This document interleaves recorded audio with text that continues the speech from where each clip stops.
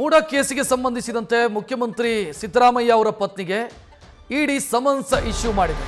ವಿಚಾರಣೆಗೆ ಹಾಜರಾಗಿ ಕಚೇರಿಗೆ ಬನ್ನಿ ಎನ್ನುವಂತ ಸೂಚನೆಯನ್ನು ಕೊಟ್ಟಿದೆ. ಇದನ್ನ ಸಿಎಂ ಕೂಡ ಸ್ಪಷ್ಟಪಡಿಸಿದ್ದಾರೆ. ಹೌದು, ಇಡಿ ನೋಟಿಸ್ ಕೊಟ್ಟಿದೆ ಅಂತ ಸಿಎಂ ಹೇಳಿದ್ದಾರೆ. ತಮ್ಮ ಪತ್ನಿಗೆ ನೋಟಿಸ್ ಜಾರಿಯಾದ ಬಗ್ಗೆ ಸಿಎಂ ಪ್ರತಿಕ್ರಿಯೆ ಕೊಟ್ಟಿದ್ದಾರೆ. ನಾಳೆ ಬೆಳಗ್ಗೆ 11 ಗಂಟೆಗೆ ವಿಚಾರಣೆಗೆ ಹಾಜರಾಗಿ ಅಂತ ನೋಟಿಸ್ ಕೊಟ್ಟಿರೋದು ಹೌದು. ಶಾಂತಿನಗರದ ಪ್ರಾದೇಶಿಕ ಕಚೇರಿ ಏನಿದೆ, ಇಡಿ ಪ್ರಾದೇಶಿಕ ಕಚೇರಿ, ಅಲ್ಲಿಗೆ ಬನ್ನಿ ಅನ್ನುವಂಥ ಸೂಚನೆಯನ್ನು ಕೊಡಲಾಗಿದೆ. ಇನ್ನು ಇಡಿ ನೋಟಿಸ್ ಅನ್ನು ಪ್ರಶ್ನಿಸಿ ಸಿಎಂ ಪತ್ನಿ ಹೈಕೋರ್ಟ್ ಮೊರೆ ಹೋಗಿದ್ದಾರೆ.